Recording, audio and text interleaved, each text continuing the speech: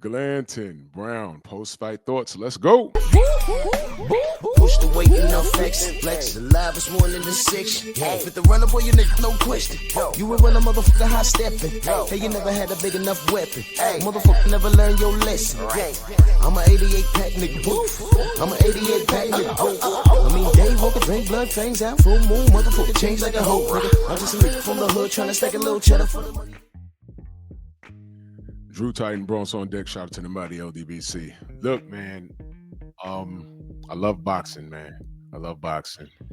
And it's the middle of the week. Shout out to the usual suspects 6. I was talking with my family in the chat group during this fight. Salute to my brother Junior The Truth. Spoke to him this morning. He said, man, this is some throwback stuff, man. These guys are hungry. They got attitude towards each other. This brings you back to Tuesday night fights, Friday night fights, man. This brought me back, man. And this fight didn't disappoint.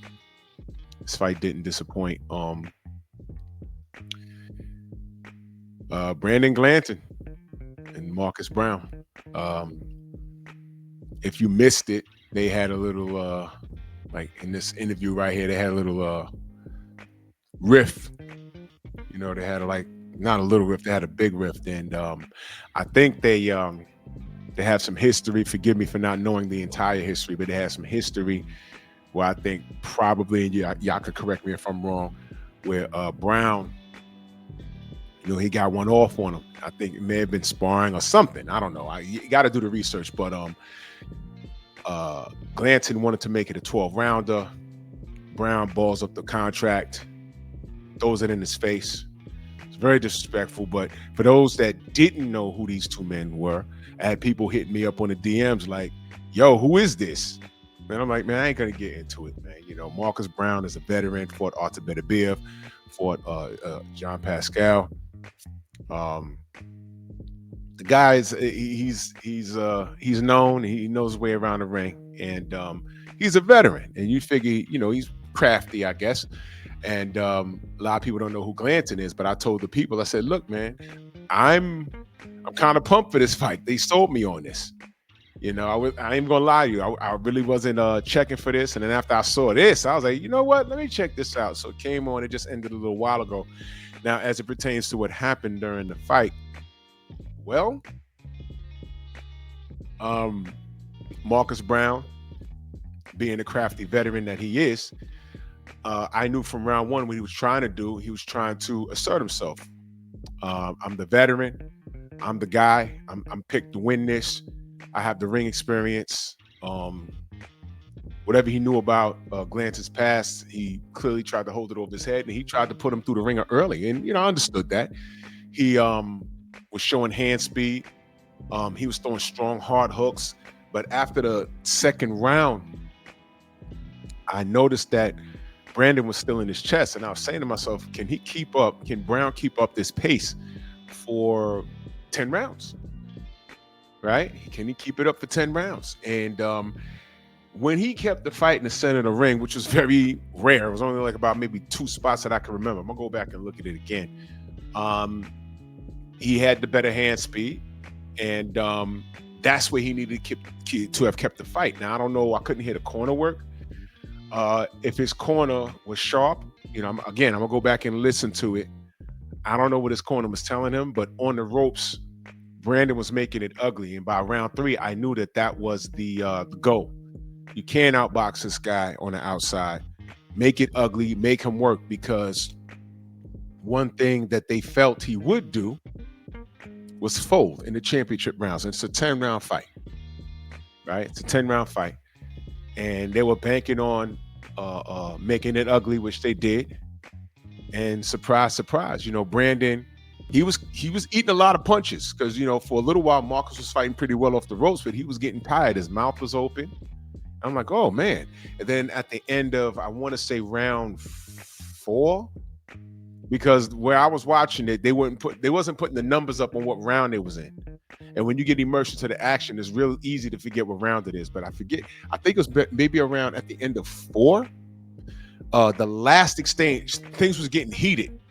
And, you know, Marcus was throwing and Brandon was throwing. And at the last part of the exchange, Brandon threw a punch and it partially knocked Browne's mouthpiece out. And I'm in the group chat, and I'm like, yo, watch that. Y'all need to watch that. The bell rang, and his mouthpiece was hanging out his mouth. And I said, oh, wait, hold on now. That's fatigue. For those of you that fight, y'all know that that's fatigue. And I said, I don't like that. Then I believe at the end of round 5, near the end, there was some exchanges in the middle of the ring. Browne clearly was a more talented fighter. But then Brandon closed the distance, got in his chest, was leaning on him, and pounding him to the body and bringing the hooks up top and knocking him around. The round ends, and he goes into the corner. Brandon was ready for more smoke, and Marcus Browne retires in his corner. And I said, look at this. That's exactly what they said he would do. I don't know. Maybe, this is the guy that fought Artur Beterbiev. And Artur Beterbiev had the worst cut that I've seen in a long time on his forehead. And they gave Artur one more round. They said, man, this cut's bad. If you don't make something pop in this round, I'm going to have to stop the fight. We're going to go to the cars. Artur went out and knocked out Browne. Right? Now, I don't know. Forgive me for not knowing what he's done since Artur Beterbiev, but salute to Brandon Glanton's camp. They were banking on him quitting. So they knew a lot about this guy. They knew that when we take him into deep water, he's either going to, he's either going to feast or he's going to famine. And in this instance, it was famine.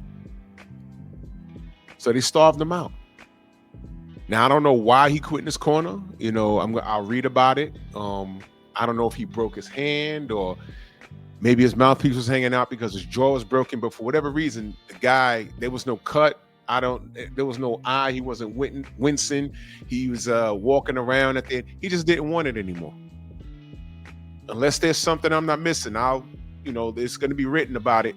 Someone's going to write about it. He's going to say why he quit. To me, of course, I'm not in there. I don't know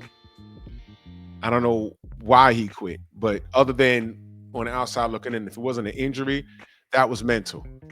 To me, it looked mental because Glanton was comfortable making it a dogfight, and Marcus got fatigued or pushing him off, got tired, and I guess he probably felt that the inevitable was him getting stopped with a punch because he was getting worn down. So salute to Brandon Glanton. I don't know what's next for Marcus Browne. If that was mental, he needs to see a sports psychologist or psychiatrist or whatever. And, I'm not being disrespectful, but I don't know what the injury was, but, I'm glad he's safe. I'm glad Brandon is safe. But when you quit like that, and if it is mental, you got to get that right. Because if your mind's not in it, because looking at this, if y'all go back and y'all can find this face-off, it got nasty. He balled up and threw a piece of paper in Glanton's face, and I was like, oof. Like I said, a lot of people I know hit me up. Yo, who are these guys? And I'm like, yo, look, just watch it. Find it and watch it. And I sent links to the YouTube channel and DAZN, and I say, here's the fight. It's the last fight. It's the main event. So, and to me, I wasn't disappointed. And I sent people over there to watch it, the people that don't know who you are, Marcus, and, I'm just saying what happened, brother. You quit. So I don't know what's going on with you. I hope you're okay.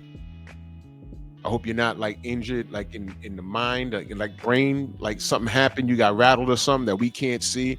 I don't know if you have a broken knuckle, or I don't know what was going on. The tape was coming off of your boxing gloves. I don't know what was going on. But I referred people to that fight. Y'all sparked interest, and brother, you quit. So, you got to fix that. If it's time for you to hang it up, hang it up. I want you to be safe. I hope you got a lot of money in your bank account. Take care of you and your family, whoever else needs to be taken care of. And do your thing, homie. But y'all let me know what y'all think, man. I wasn't disappointed. It's boxing, y'all. Bronx on deck.